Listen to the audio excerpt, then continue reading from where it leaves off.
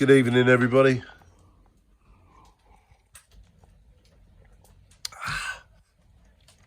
I'm on the Lemsip. Cool, my head is banging.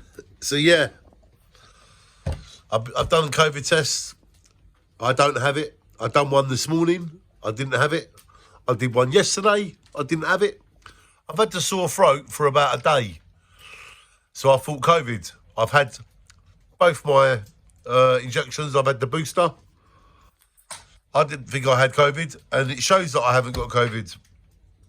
I've got a really sore throat, and it's just caught up with me as I've got home about 7:45. So I'm making this video to explain to everybody all of my work commitments, all of my things that I'm meant to be doing.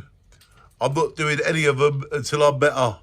This could take 2 or 3 days. I have no idea. But I just thought I'd make this video to let you all know that I'm not very well at the moment. But thank you for all your lovely messages about my award. And we've got many more awards to win, okay?